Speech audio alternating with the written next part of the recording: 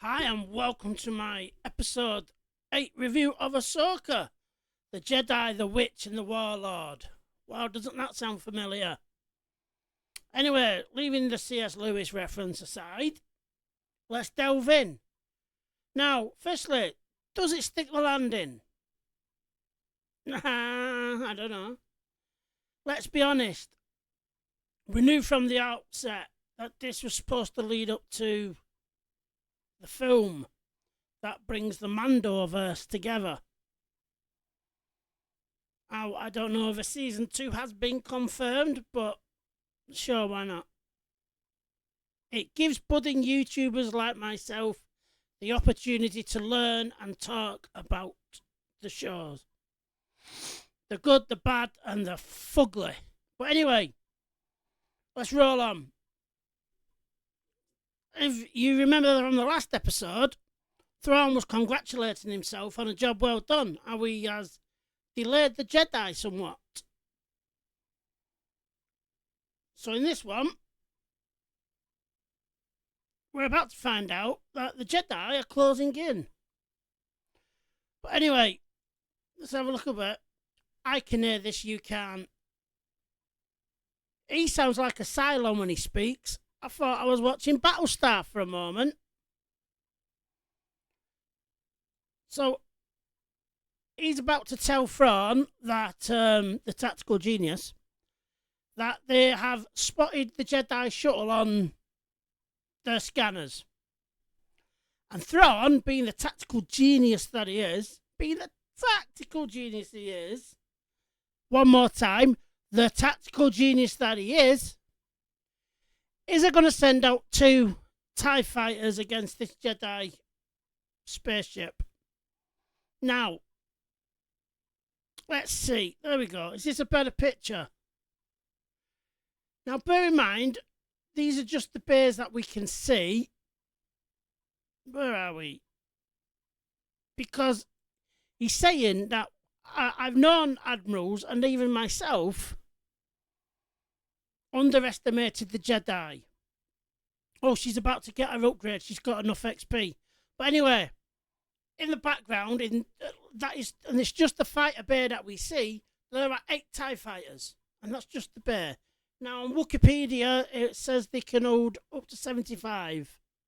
One assumes they've not been lost because who are they going to battle? But anyway, tactical genius Admiral Thrawn sends 2 TIE fighters against the Jedi ship. Spoiler alert, they die. Although they do manage to, damage it somewhat in this. So, yay to them, but they die because Sabine does some magic-y thing with the engines, some engineering thing, and she gets a bit of a blast from the burners, and she collides right into them, and the Jedi shuttle ship, whatever, starfighter, destroys the TIE fighters, but doesn't take any damage from the impact itself. But it is damage from the firepower. So there we are. Stranded for now. Like I said, the Witches 3 are about to become the Witches 4. Now I'm going to say, before we go any further, if you've not done your homework and you've not watched any of these, you are going to be like, what the shit is going on? There is a lot of references in here to Rebels and Clone Wars. And I'd say there's a lot more references than there was previously in the other episodes. So you may not have a clue what's going on. And I don't blame you. If you're one of those who haven't seen them, you're just a normie perhaps, and you're just watching this show, or you watched Rebels years ago and Clone Wars even further than that, you aren't going to have a clue what's going on. And that's fine, because that's not your fault. It's the show's fault. But this is very heavy on, not necessarily nostalgia, but, well, it is very heavy. Very, very heavy on nostalgia at one point. But it relies on you knowing more than you may not know. So anyway, crack on. She's getting her upgrade, and it doesn't hurt. Being burnt doesn't hurt. Having your eyes, melted or whatever, doesn't seem to hurt. And she gets this magic sword. What does the sword do? Who's it from? Where's it from? How have they made it? Don't know. But anyway, let's skip forward. And remember last week when Ezra said, the Force is my ally, I don't need a weapon. And how he wouldn't take the lightsaber that was his off Sabine, that he gave her, although I don't remember watching that bit in Rebels. Well, he's making his lightsaber. Now, I have a question here. All right, you've got all the parts lying around. I can get that. I can get behind that. Where's he got the kyber crystal from? They don't grow on trees. I've not read the Ahsoka novel in a while, but, they kind of find you, if you know what I mean. They call to you. At least that, is that the game? Jedi Fallen Order. Either way, I can't remember. But they're not easy to come across. But Hu Yang's just got them lying around like gemstones from fucking from Thanos' glove. He's just got them lying around like paperweights, it would seem. But anyway, he's starting talking about Kanan. Now, he mentions that Kanan was his master. And Hu Yang here is like, it all makes sense now. Now. Does it though? Does it? Now, unless his archives have been updated, he has no idea who Kanan Jarrus is. He trained Caleb Doom, not Kanan Jarrus. So why would he know the reference? It's a nitpick. I can grant you that. It's a bit of a nitpick, perhaps on my part. But how does he know? Anyway, she don't like that he's a clever boy, and she goes outside and faces no repercussions whatsoever for putting the galaxy at risk. Now, we are told that all this leads up to the First Order, yeah? So if it's all connected, the First Order doesn't happen unless Grand Admiral Thrawn reunites the Empire, etc., etc. All right. Does that mean it's all Sabine's fault? Because of her, multiple worlds get destroyed, billions of people get killed, or because she had an attachment to Ezra caused this? I don't know. I mean, she can't be held accountable because women are infallible in Disney universe, be it Star Wars or Marvel. Women don't face consequences for any actions that they do. But anyway, let's carry on.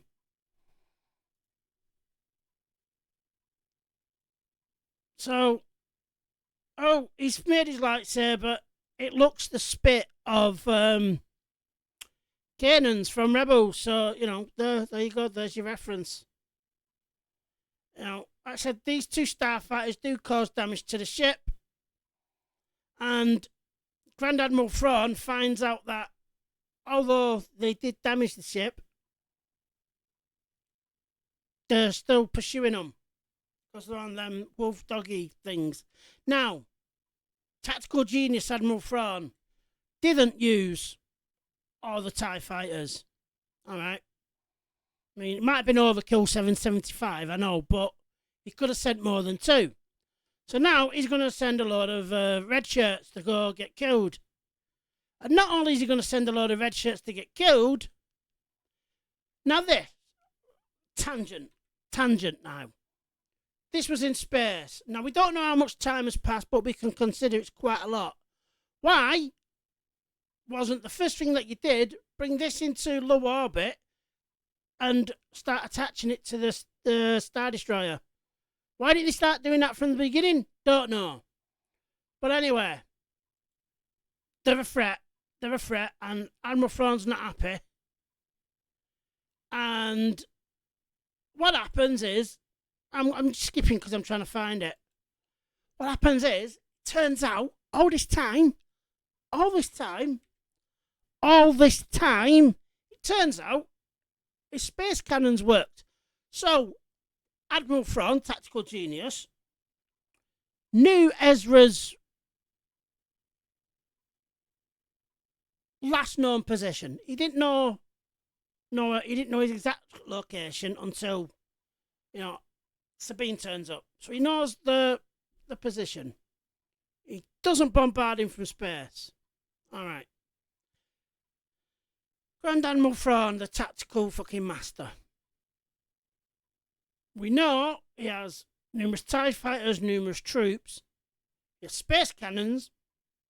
He's had the Witches 3 for God knows how long. Which we now know from last week that they can use magic to pinpoint targets. Didn't kill them then. So how many multiple opportunities has Admiral Thrawn, tactical genius, had to destroy his enemies and not taken them? And yet seems to think sending them on some kind of side quest so they're not in his area is a victory. I genuinely don't know. So anyway, he sends more troops. They all get killed. He uses the Witches 3 to make space zombies. And they lose. So he tells Morgan that, they're running out of time. The Jedi are coming. They need a distraction. Okay. So she goes and faces Ahsoka and they have a duel. Right. Okay. But you'll see at one point they're surrounded by troops, but the troops don't fire. They don't fire. I don't know why they don't fire, but they don't fire. So anyway, Ahsoka wins. Oh, here we go. Now, you remember in episode 1, was it? Episode 1 or 2, I don't know, can't remember. They try getting Sabine to use the Force because she's never been Force sensitive at all. Never. Not through the entire series of Rebels was she Force sensitive. Kanan never picked it up. Big screen. Kanan never picked up on it. Ahsoka in season 2 never picked up on it. And the Inquisitors, when they came across her, never picked up on the fact that she may have been Force sensitive. All right, then. Now, I said in the very first episode review, she was a very capable warrior in her own right. She was the explosive girl. They didn't need to give her this bullshit fucking Jedi bollocks. You didn't need to, but, Disney Star Wars, women are Jedi, whatever. And at one point we were flirting with the point that you didn't have to have the Force to become a Jedi. Although we know that's complete bullshit and nonsense, don't we? We know it's nonsense because if you are a Jedi that can't use the Force, the moment you come across somebody who can use the Force, you've lost. Because all they need to do is choke you, push you off a cliff, whatever. So we know that's bullshit. But anyway, she uses the Force and she is able. Look at her. Oh, look. Bing. Cool. Now, I know that other people. Oh no, wait a minute. Let's go back because you didn't see that, did you? Anyway, fuck it. She's having a fight. He's useless because he's a man. I thought the Force was his ally. Come on. Use the Force. Either way, fuck it, I can't be arsed finding it. Sabine is able to use the Force to collect her lightsaber. And I know that everyone nergasmed over it. You know the ones, the easily pleased. The corporate shills. Now, here's the thing. Large screen. Here's the thing. If you'd have just shown her training more than once for 30 seconds, I could get behind it. But she hasn't been shown to be training, or neither has anyone said, have you been training? Because Yang says in episode 2 or 3, have you been episode 2 where she's been stabbed, have you been keeping up with your training? And she says, no, obviously not. Now, I said this scene could easily have been fixed if you'd have shown her being trained. If you'd have shown her practicing, meditating, whatever. But you didn't. You just gone straight to, she can't do it, now she can. And I get it, for a lot of years you don't care, so you're just fucking orgasming and jizzing all over the shop. But for those of us who, think about things and don't just go off all flash and substance, it makes you wonder. Because right after being able to, collect a lightsaber, she's then able to force push Ezra over a vast distance. Now, there's two very different things there. Yeah, Luke struggled to get the lightsaber out of the ice on Hoth. He didn't then suddenly go on to become fully blown Jedi with powers that can rival anybody else. But here, once again, she's able to just whoosh him over. And I get it. Now, we've seen this maneuver pulled numerous times in Rebels. But they're generally against spaces that are on equal, they're equal on the other side. This is, he has to jump, and then she has to collect him and then push him up. And that, to me, seems, stupid. Basically, it's stupid. But like I said, all you had to do to fix this scene, to make it believable to people that are already doubting what's going on, all you had to do was show us her training. So anyway, she pushes him over, and that's it. I mean, it's going to be really difficult for him, now that he's there, to make contact with his friends. I'd imagine it's going to be really, really difficult. But anyway, let's skip forward. We have the fight with Ahsoka and Morgan, and Ahsoka wins. They failed, basically. They failed. Well, have they failed? Yeah, they failed because they haven't stopped from, but they have succeeded in getting Ezra back to their galaxy while they're on this galaxy. So they've just switched over, really. They've just switched over. And Ahsoka thinks this is a victory. I don't think it is. Anyway, so we wrap up. Well, we don't wrap up. We carry on. And we've got Balin looks over at a far-off land that looks like Mordor. Oh no, this is Shin. Now, in last week's episode, as they're retreating, Ahsoka offers her to help. We'll help you. And she does a bunk, but to me, I thought she jumped into the dropships with the stormtroopers, but apparently she didn't. Because if you remember beforehand, Balin says, go forth, be part of this new empire. Now, does Balin mean she's queen of the fucking pirate people? Or was she supposed to be with Thrawn? I don't understand. And obviously, Ray Stevenson's dead, so unless they recast, we're never going to get an answer to that, are we? Now,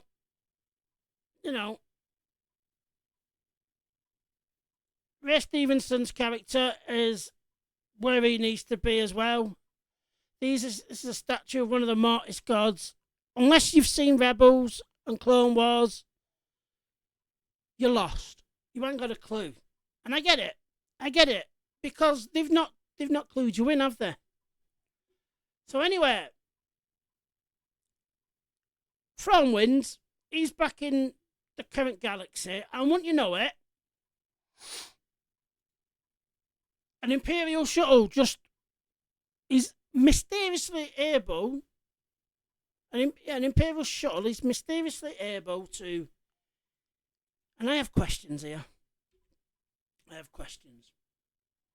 All right, we know it's a well-known tactic where they capture uniforms and walk around, imperial facilities. Okay, I can buy that.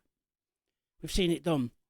But how? I've not got a story. It's just a question. How did Ezra manage to get onto this ship and disembark Thrawn's Star Destroyer? It would have been picked up on radar. How does he know where the rebel fleet is, or nearest rebel detachment is? How does he know any clearance codes to not be blown out of the water straight away? Well, blown out of space straight away. And why on God's green earth does he come off the ship in full armour? Now we know why. Oh, because it looks cool. It gets everyone jizzing in the pants. You're absolutely right. But in a real life situation, just because he's got his hands up, you would have thought that's all it's for. It's for the reveal. It's for the reveal. Wow. Big fucking whoop. He was never in any danger. Right? Now, I get her lowering a weapon, but why have they? They don't know who the fuck he is. Right? So, he somehow managed to get away from the Imperials. I don't know how. Obviously, it's off-screen airlines that got him there because, anything can happen if you don't see it. So anyway, we get to the end, and for some reason, we have Sabine here. She senses something in the distance. And then, as Ahsoka turns around, and it's Anakin. And I get it, it made everyone come. They all nerdgasmed again. And you can hear I could hear the scream of the shoes from where I was in my room, my front room, watching it. I could hear them, woo, fucking screaming and whooping and hollering and, coming in the pants. Now, I have a question. I get Ahsoka sensing Anakin. I really do. I understand that. What I don't understand is why did Sabine sense Anakin's presence? Now, I know you're going to say, oh, she's one with the Force, she can feel anybody. Bullshit. Why did she feel Anakin? If anything, she'd have felt someone else's presence. Now, as far as we know, Anakin never did any Force Ghost fucking training, right? Or if he did it in the Netherworld of the Force. So it would have been the perfect opportunity, albeit gratuitous fan service, to have had Kanan there. Why? Because that's who Sabine would have had a connection to. You see how that makes more sense? Anyway, that's the end. And, yeah, that's it. It's finished. Now, I did say right from the very beginning that I was going to give this a very honest, fair chance. And I did. And I'm going to say for this episode, once again, it doesn't look that bad. They've spent money on it. The music, gets you all the right heartstrings, just like at the end. And it's good. It looks good, but it's all flash and no substance, like I said last week. Or the week before. Whatever. It's all blurring into one, isn't it? And it's been 8 weeks, and the only thing that's happened is they switched sides of the galaxy. Yeah? During this episode, we found out why Ahsoka stopped training Sabine, because she was afraid of her getting too powerful and not being able to control it. That's great. But instead of telling us, you could have shown us. Yeah? You could have given us more back. A lot of people, whether they love the show or really don't like the show, have all said Balin is one of the standout characters. You could have given us more on his past, told us more about him. Didn't get it. We're not going to get it now unless it's in an animated show. Or unless they recast. But very, very little happened. You know, why did Ahsoka suddenly decide to try and train Sabine? That would have been a nice story to find out why. Was she just looking for capable fighters and thought, fuck it, here's a laser sword, use that, try that, you know? Did Luke send her out on a mission to find potential recruits for the Jedi Order? Where is fucking Luke in this? The greatest threat since the Emperor's about to come around and Luke's nowhere to be seen? Come on, where is he in time and space? Is he still building this temple? Is he with Baby Yoda at this point? No, he's not. Because this happens just after the Mandalorian bullshit. Season 3. So where's Luke? You've not explained where Luke is. Why? You're full of other little key jangling and cameos. At least give the fans something more. You know, you've given us very little for, 8 episodes? Most episodes are 40 minutes long, some are 50. This could have been done in 5 episodes. If you were really good, you'd have done it in 3. So you could have had it as the old Clone War arcs, for example. You could have done it in that. It'd have been fast-paced, we'd have got places, and you wouldn't have had as much for people to moan about. Right? I said, for the most part, this looks brilliant in all the episodes. There's been some really bad CG. Ahsoka in space doing the space battle and the cartwheel in space. That was stupid. That was absolutely stupid. Just because we saw it in the Clone Wars, finding malevolence. I can't fucking pronounce that word. But you know what I mean? You know the episode I'm on about where Plo Koon does it. He fights in space, but he doesn't have a spacesuit because I'm guessing either because his species or the Force protects you for a while. Which we've seen it done in The Last Jedi with Princess Leia, haven't we? But very little has happened for the 8 hours. If it was a shorter season or series, yeah, fair enough, you could argue. But, you know, and the stuff that should have been built on, we didn't get. You know, I'd have loved to have seen why Ahsoka suggested to train Sabine. When? How after the end of the fall of the Empire does this start? You know, we didn't have a gratuitous Order 66 scene in this. But thankfully, to be fair, let's be honest, it's getting a bit boring now. But this could have been so much better. If you'd have condensed it maybe down to 6 episodes, you'd have had to have fitted more into each story. But right now, all we know is that Ezra's in the Luke's galaxy. So there's at least, is this the rule of 2? Is that, you know, well, I don't know. Because at the moment, thanks to this, only Luke is the only Jedi in that galaxy now, isn't he? As far as we're aware, because it was 3, now it isn't. But this is not a victory for Ahsoka. We're where we need to be. No, you're not. That's bullshit. You're on a potential, you're in a different galaxy. You've no allies. You've no maps of where any systems are. You don't know who's good, who's bad, who's indifferent.